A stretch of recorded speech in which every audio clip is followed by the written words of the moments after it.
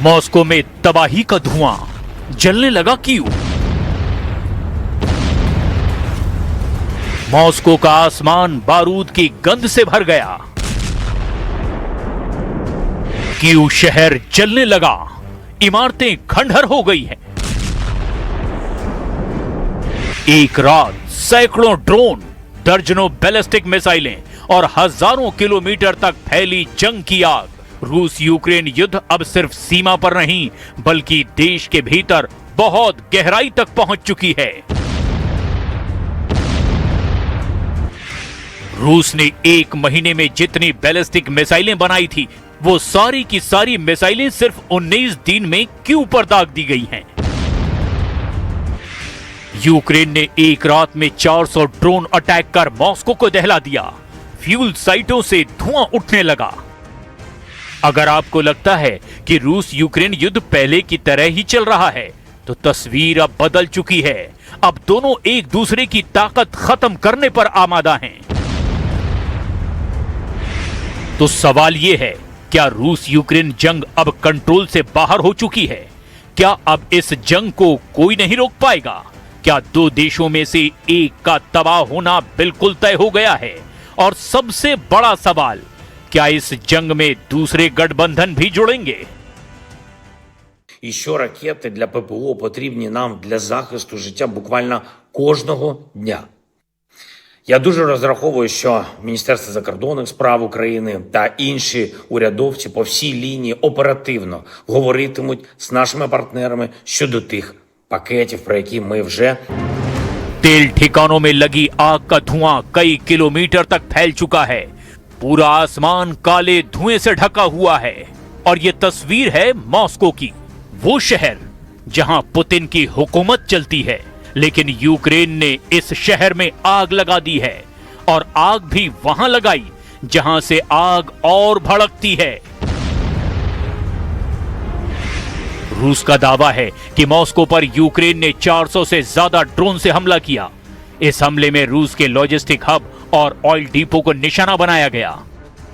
इस हमले की जद में कई रिहायशी इलाके भी आ गए हैं। 3 दिन में मॉस्को की वाइल्ड बेरीज वेयरहाउस पर दूसरी बार हमला किया गया। यूक्रेन ने FP1 ड्रोन से रूस के पोडोल्स्क के पास मॉस्को के सबसे बड़े लॉजिस्टिक सेंटर वाइल्ड बेरीज को टारगेट किया। इस हमले के बाद लॉजिस्टिक सेंटर के अधिकारियों की तरफ से बयान भी जारी किया गया। दावा किया गया कि इस हमले में कोई नुकसान नहीं हुआ है, लेकिन एहतियातन जगह को खाली कर लिया गया है। बड़े ड्रोन से पोडोल्स्क में एक ऑयल डिपो को भी निशाना बनाया गया।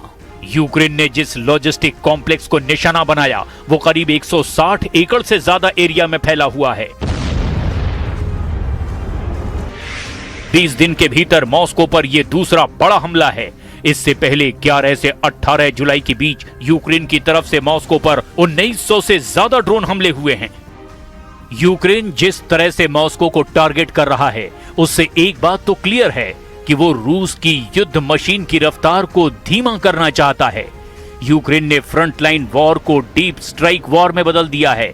यूक्रेन का फोकस अब रूस की अर्थव्यवस्था को चोट पहुंचाना है। तेल, लॉजिस्टिक्स और सप्लाई चेन को तोड़ना मकसद है। यूक्रेन अब सस्ते ड्रोन से रूस पर सरप्राइज अटैक कर रहा है।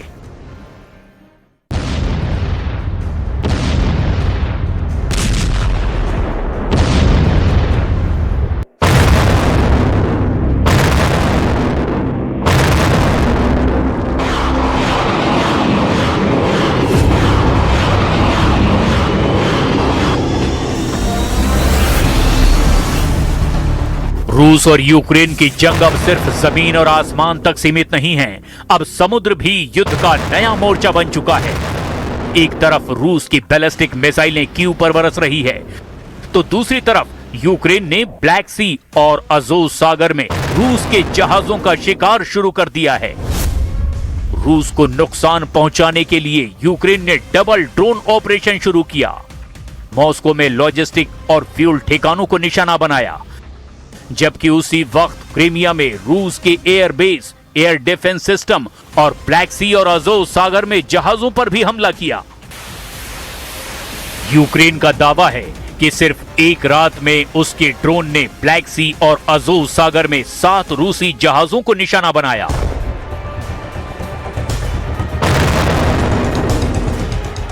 यूक्रेन के ड्रोन ऑपरेशन में रूस के एयरबेस और 6 डिफेंस सिस्टम को भी टारगेट किया।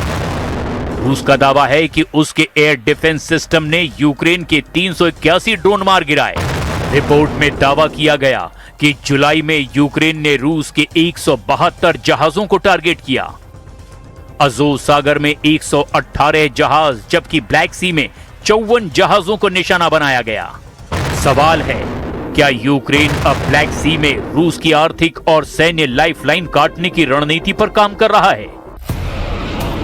क्या पुतिन की समुद्री ताकत भी अब ड्रोन के निशाने पर आ गई है? और क्या समुद्र में शुरू हुआ ये नया मोर्चा रूस यूक्रेन युद्ध को और लंबा और ज्यादा खतरनाक बना देगा? Обладнання, комплектуючі для виробництва дронів і інше забезпечення для російської армії. Також наша українська зброя досягла чергового нафтового об'єкту і цілей в акваторіях Азовського та Чорного моря. Важлива наша операція.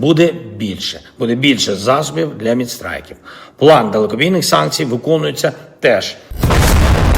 ड्रोन के बाद अब मिसाइल के बाद अब सप्लाई चेन। और अब सवाल सिर्फ इतना ही नहीं कि अगला हमला कहां होगा, सवाल यह है कि अगला निशाना कौन होगा। रूस और यूक्रेन की जंग अब उस मोड़ पर पहुंच चुकी है जहां दोनों देश एक दूसरे की सेना से ज्यादा युद्ध लड़ने की क्षमता को खत्म करने में जुटे हैं। क्या रूस और यूक्रेन दोनों समझ चुके हैं कि सिर्फ मोर्चों पर सैनिकों को मारकर युद्ध नहीं जीता जा सकता? अगर दुश्मन तक ईंधन नहीं पहुंचेगा, अगर गोला बारूद समय पर नहीं पहुंचेगा, अगर ड्रोन और मिसाइलें बनाने वाली फैक्ट्रियां रुक जाएंगी, तो बिना बड़ी लड़ाई लड़े ही युद्ध की दिशा बदली जा सकती है।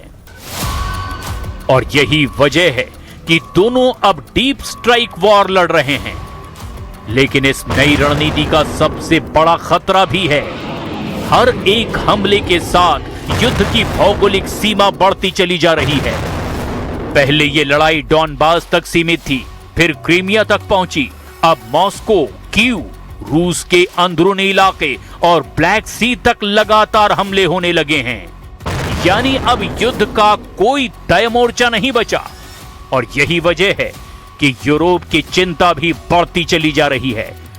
अगर हमले इसी तरह गहरे होते गए तो किसी मिसाइल, किसी ड्रोन या किसी एयर डिफेंस सिस्टम की छोटी सी गलती सीधे नेटो देशों की सीमा तक संकट पैदा कर सकती है।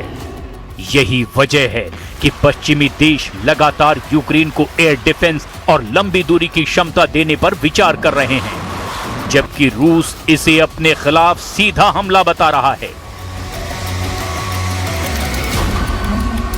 Military is doing the help, but that's the momentum we have now. That's one example where we're having this. The airspace on more than one occasion, or Navy took us 5 years, hundreds of thousands of Ukrainians to die, stress any of the muscles, and number 3, The size of the economy in the country does not लेकिन इस पूरी लड़ाई में अब सबसे अहम सवाल रूस की मिसाइल क्षमता को लेकर है। अगर यूक्रेन के दावे सही हैं, तो रूस अपनी मिसाइलों का इस्तेमाल पहले से कहीं ज्यादा तेजी से कर रहा है। लेकिन अगर रूस फिर भी लगातार उसी रफ्तार से हमला कर पा रहा है, तो इसके सिर्फ 2 ही मतलब हो सकते हैं। या तो रूस ने अपने पुराने स्टॉक खोल दिए हैं, या फिर युद्धकालीन उत्पादन क्षमता पहले से कहीं ज्यादा बढ़ा दी है।